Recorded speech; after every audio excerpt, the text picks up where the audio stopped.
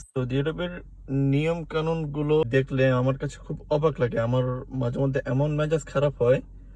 এই যে দেখেন, এটা হচ্ছে মসজিদের ওজুখানা। হ্যাঁ, আমি নামাজ পড়তে আসছি। আমি আমার কাজের কারণে জামাতটা ধরতে পারি নাই। তো জামাত যেহেতু ধরতে পারি না, এখন মাগরিবের নামাজ তো পড়তে হবে। এখন নামাজ পড়বো, নামাজ পড়ার জন্য অজু করা দরকার, কিন্তু অজুখানা বন্ধ। এই যে দেখেন, অজুখানা বন্ধ। ঠিক আছে, ইভেন জামাত শেষ হতে দেরি, মসজিদ বন্ধ করতে দেরি নেই, হয়তো এক্সেপ্ট মাগরিব আর হচ্ছে আসরের নামাজের সময় কিছু কিছু মসজিদ হয়তো একটু খোলা রাখে, একটু শিথিলতা রাখে। ঠিক আছে, কিছু কিছু মসজিদ, কিন্তু মোস্ট অফ মসজিদ এইরকম বন্ধ করে রাখে। এখন দেখেন, আমি নামাজ পড়বো, নামাজ পড়ার জন্য এখন উজু করতে পারতেছি না। আমার এখানে পানিও নাই যে 1 বোতল বা 2 বোতল পানি দিয়ে উজু করব, কিছু করব। ঠিক আছে, তো এটা কি ধরনের নিয়ম? ধরেন একটা মুসাফির দূর দূরান্ত থেকে আসছে, সে এখন নামাজ পড়বে, জামা ধরতে পারে না কোনো কারণে, তো সেই মুসাফিরটা কি করবে?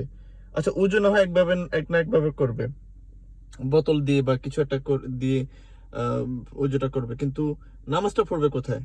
আপনি মসজিদটাও যে বন্ধ করে রাখেন, মসজিদটা বন্ধ করে রাখলে ওই মুসাফির, যে লোকটা জামাত মিস করছে, সেই লোকটা নামাজ পড়বে কিভাবে? আপনারা মানে আমাকে বুঝান তো, এটা কি নিয়ম? একটা মুসলমান অধ্যুষিত দেশ, এই দেশটা, যেখানে রাসূলের জন্ম, যেখানে মানে যেই দেশ থেকে ইসলাম প্রতিষ্ঠিত হয়েছে, সেই দেশের আইন যদি এই ধরনের অদ্ভুত হয়, এটা কি ধরনের?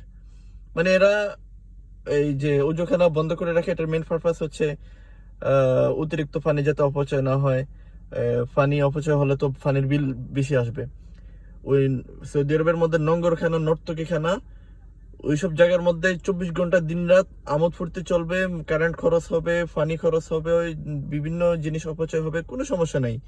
কিন্তু আল্লাহর ঘরে একটা মুসাফির এসে নামাজ পড়বে, বা জামাত যে মিস করছে সে এসে অন্তত ফরজ নামাজটা পড়বে, সেই নামাজটা আদায় করার ইয়া নেই। মানে জামাত যতক্ষণ পর্যন্ত চলবে ততক্ষণ পর্যন্ত ওজুখানা, মসজিদ খোলা থাকবে। ওই জামাত শেষ, জামাত শেষ হওয়ার 5 মিনিটের ভিতর সাথে সাথে মসজিদ বন্ধ হয়ে যাবে।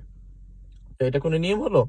এখন দেখেন, আমি নামাজ পড়ার জন্য না আমি নামাজ পড়ার জায়গা পাচ্ছি, না অজু করার জায়গা পাচ্ছি, কি করবো এখন?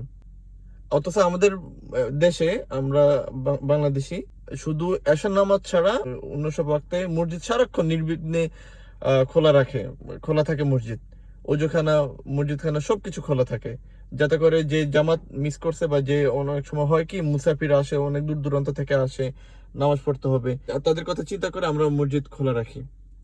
কিন্তু এখানে নিয়ম হচ্ছে অদ্ভুত নিয়ম। তো আর কিছু বলার নেই।